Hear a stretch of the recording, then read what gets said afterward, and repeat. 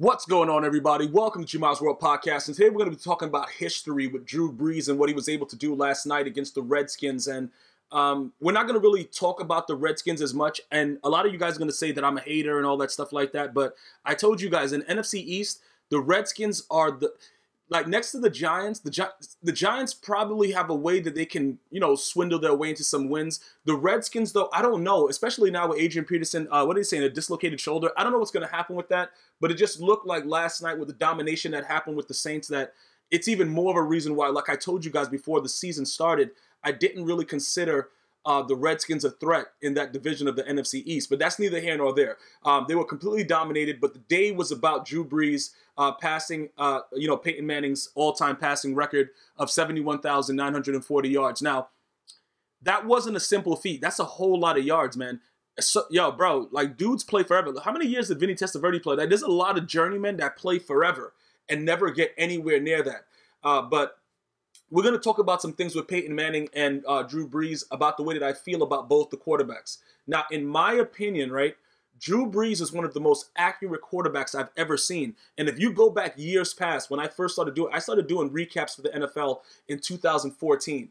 And I've always been very, very high on Brees. And, the fascinating thing about Drew Brees, this man was never supposed to play football again when he was diagnosed with the Chargers. Before he left the Chargers, he was never supposed to play football again. And this man went on with Sean Payton to do some really, really serious things, bro. Everything that went on, with the hurricane and all that stuff in New Orleans, them winning the Super Bowl, Katrina, the things that this man has been able to do is very, very good. And I want to say this about him as well. It's sort of like the same thing with Peyton Manning. If they had better defenses while they were playing so well, history it would have been rewritten. Because the one thing that people don't really understand about the Patriots and why Bill Belichick gets a lot of credit is because a lot of those defenses that were playing with Tom Brady, you got some really good players on there. Rodney Harrison, Ty Law, the linebackers, Willie McGinnis. You have a lot of dudes that were really, really good. Bob Sanders was 4'3". The dude was a chipmunk out there with the Colts when, Peyton Manning was just dominating in that division. And people have to understand, when you go back to the Saints didn't have a good defense for a very, very long time. It takes time. And at the end of the day, no matter what the NFL does as far as, making quarterbacks, you have to put them, rock them to sleep and put them on the ground as a penalty. Defense is going to win championships. If your defense can't stop somebody, you're going to lose because what happens is you can't keep scoring like that. Tom Brady threw for 505 yards. 505 yards, Super Bowl record, and lost. So that lets everybody know defense does win championships. Now, people need to start to understand that there's reasoning, there's a lot of reasoning behind why these things happen.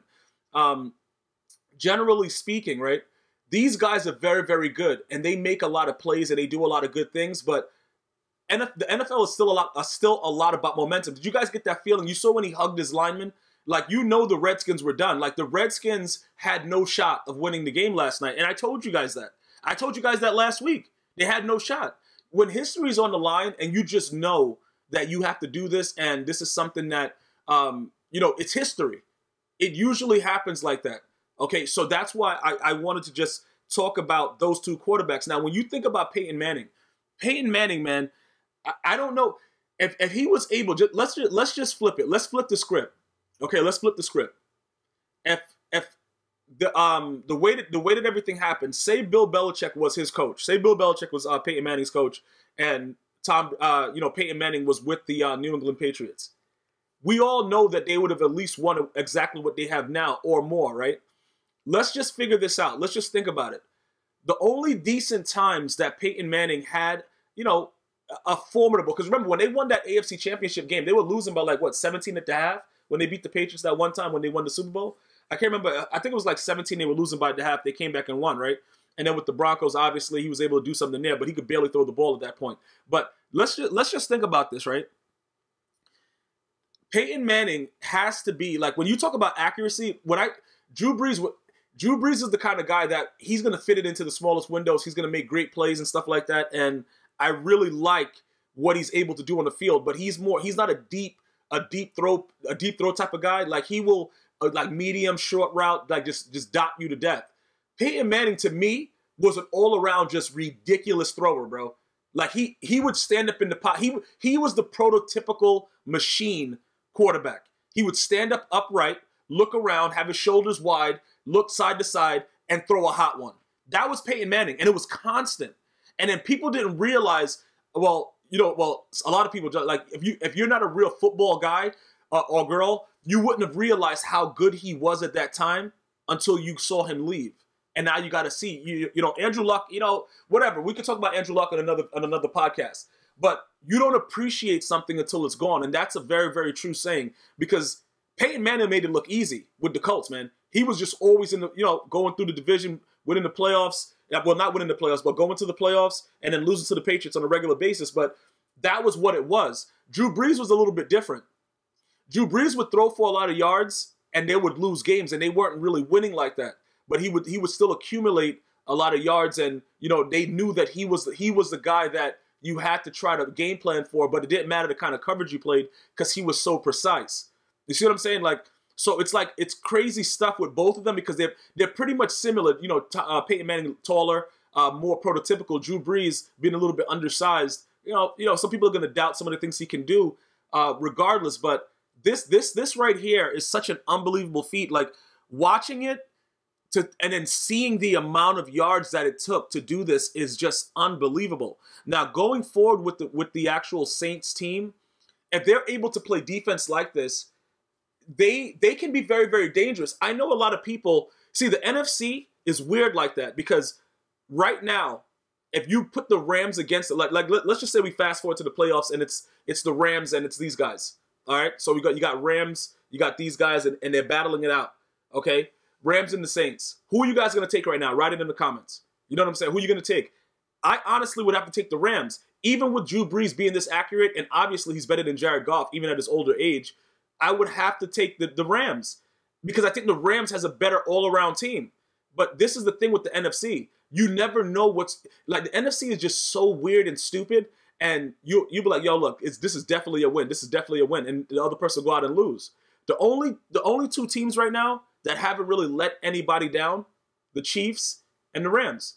Those are the only two teams because even when it looked like they were supposed to lose or it wasn't going right, they were still able to come back and win the game. And it's very, very simple like that. The Saints, you've seen what happened with them. They lose games like they're 4-1, but that one loss, bro, like, getting beat down like that, I don't know. And remember, they should have lost to the Browns too. Don't forget that, guys. Don't just start running around and just saying whatever you want. So going forward with it, I think getting this out of the way early, breaking the record and stuff like that, it's a lot better for the Saints right now. But at the end of the day, health permitting, if their defense can play like that, this team can, they can definitely make some noise. They got decent receivers. They got Kamara's pretty good. They got, a lot of surrounding cast that can make a lot of noise. But the Rams just look so dominant in the NFC. I really believe that the Rams, if the Rams don't go to the Super Bowl, it's definitely a bust based on everything that they spent, over $200 million. Like, they're going all in. It's really going to be a bust. But that's not the way history is always written. History doesn't work like that to where it's like, the best team that's supposed to do something always wins. And it looks like with the way that they were playing last night, the way that the Saints played, that they are more than formable and capable of doing it. Now, let's not forget about other teams, the Bears and all that stuff.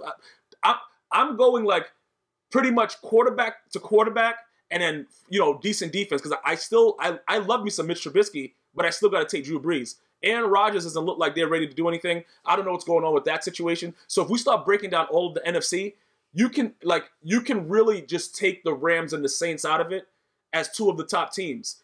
The Bears, their defense is excellent, but Trubisky, depending on what happens, he's still young. Like I said, I like his future, but he's still young, so he probably will make some mistakes. You know what I'm saying?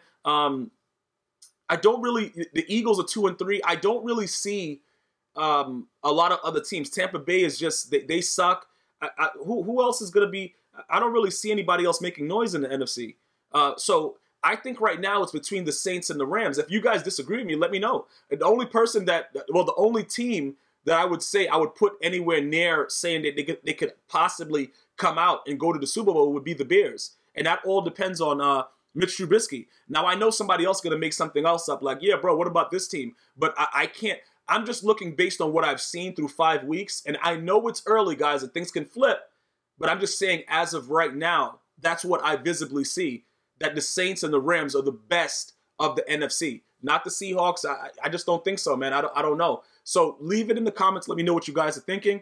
Congratulations once again to Drew Brees. Who Dat Nation? 71,940 yards, man. That's a lot of yards. I'm going to see you guys and girls next time. Thank you for watching. One love.